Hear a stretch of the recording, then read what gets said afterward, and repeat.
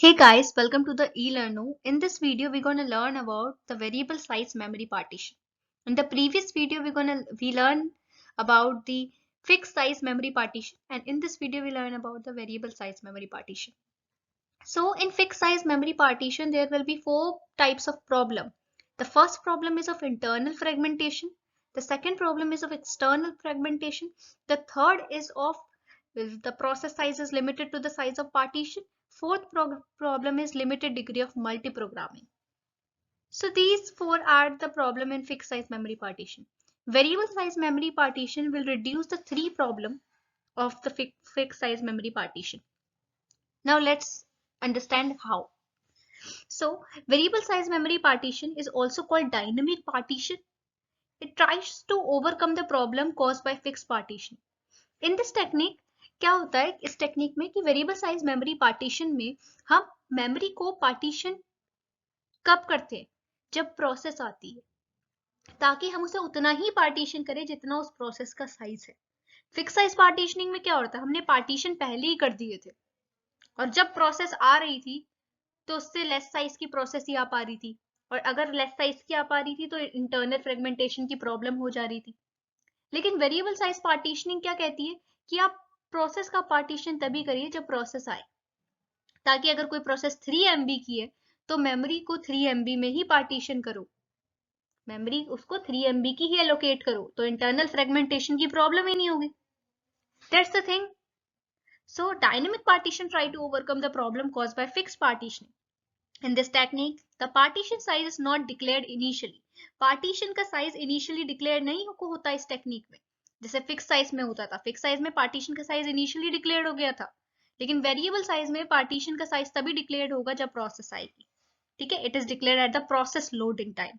ठीक है, the first partition is reserve for operating system. Remaining space is divided into the parts. The size of each partition will be equal to the size of process.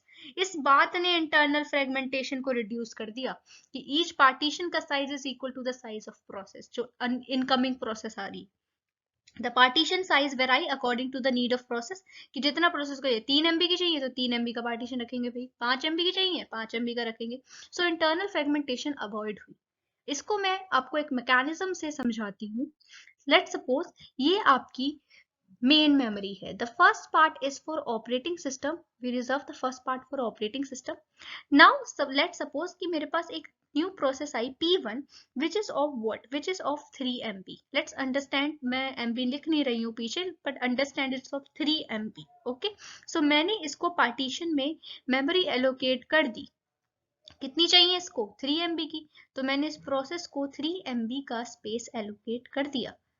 Okay, 3 MB का space मैंने इस process को allocate कर दिया है। Okay, now मेरे पास दूसरी process I P2.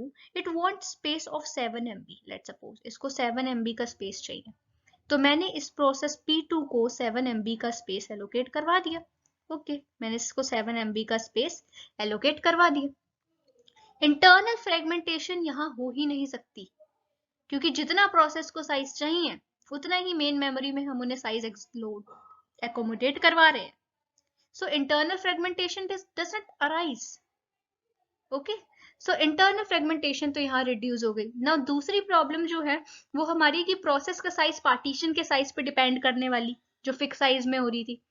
यहाँ ऐसा कुछ है ही नहीं, प्रोसेस को साइज ही तब मिल रहा है, प्रोसेस को मेमोरी ही तब मिल रही है ना जब आपका एलोकेशन हो रहा है।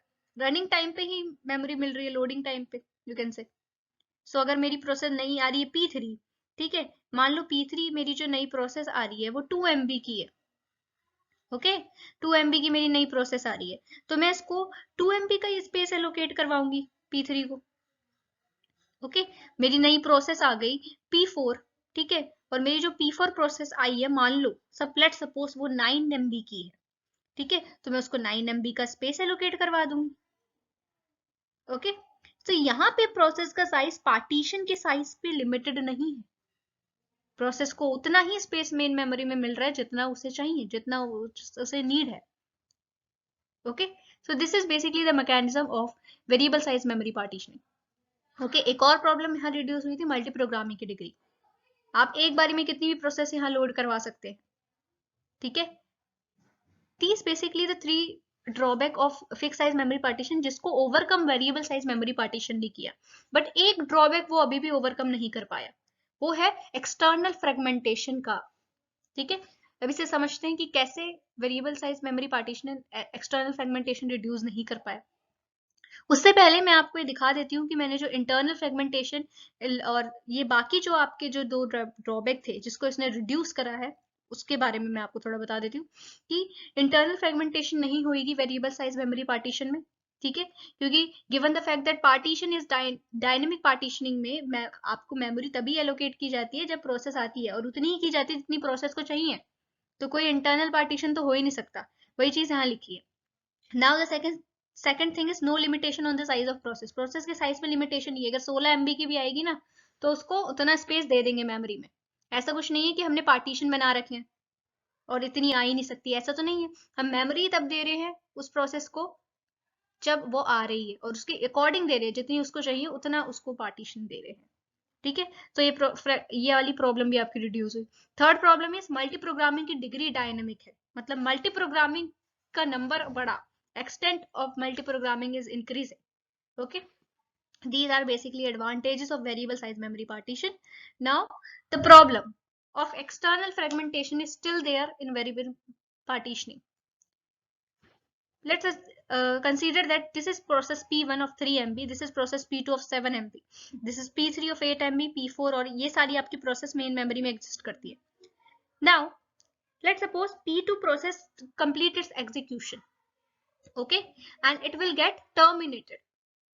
I will tell you the process which completed the execution get terminated, and here is basically creating what? Here process P2 is get terminated and here is created the whole.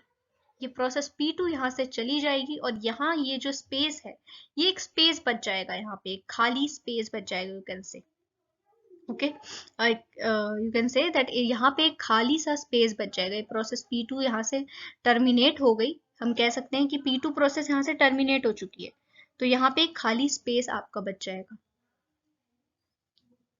Okay, this is basically your whole free space, और you can say इस free space को हम further use कर सकते हैं एक नई process को एकोमोडेट करवाने के लिए। ओके, नाउ मेरे पास P7 प्रोसेस आई 9 MB की।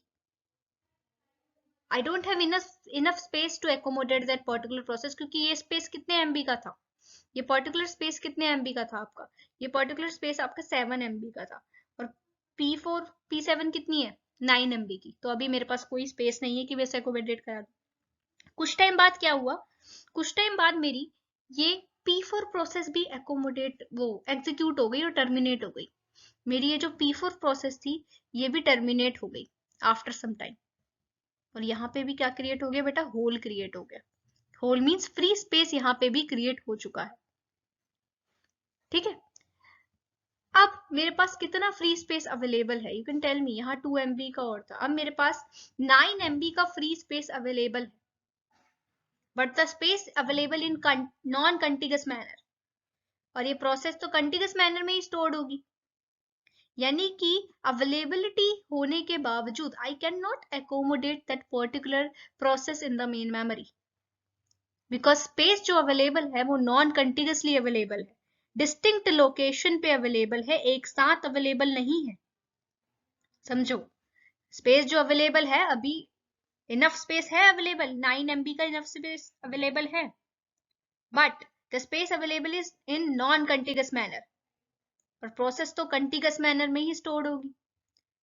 सो इसकी वजह से इनफ स्पेस होने के बावजूद भी हम इस प्रोसेस को अकोमोडेट या लोड नहीं कर पाएंगे मेन मेमोरी में, और यही एक्सटर्नल फ्रेगमेंटेशन की प्रॉब्लम थी जो वेरिएबल साइज मेमोरी पार्टीशन में है।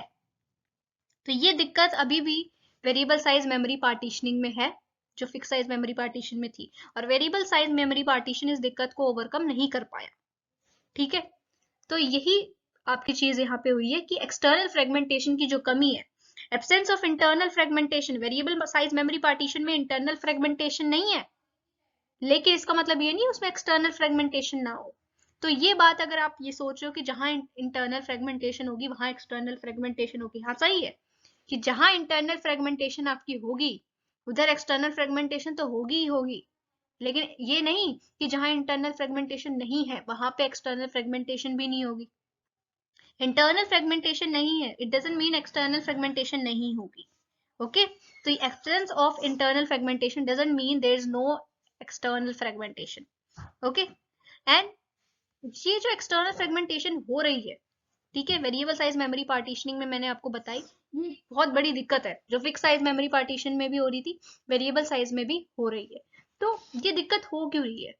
ये दिक्कत इसलिए हो रही है कि हम कह रहे हैं कि प्रोसेस को मेमोरी कैसी एलोकेट करो, कंटिगस, एक साथ में एक पूरी प्रोसेस एक ही बारी में एक जगह पे लोड होगी, हम ये कह रहे हैं।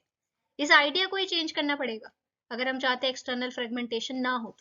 ये जो आइडिया है, ये जो रूल है कि प्रोसेस को मस्ट बी कंटिन्यूअसली प्रेजेंट होनी चाहिए मेन मेमोरी में, इसको ही चेंज करना पड़ेगा, क्योंकि इसकी वजह से ये एक्सटर्नल फ्रेगमेंटेशन आ रही है। समझ रहे हो आप? तो ये कैसे ओवरकम होगा, इसको हम आगे पढ़ेंगे आगे के लेक्चर्स में। In the next lecture, we're going to study about कि variable size memory partitioning में हम external fragmentation को कैसे दूर कर सकते हैं. Okay. So if you like that particular video, please don't forget to hit the like button, subscribe button and share button.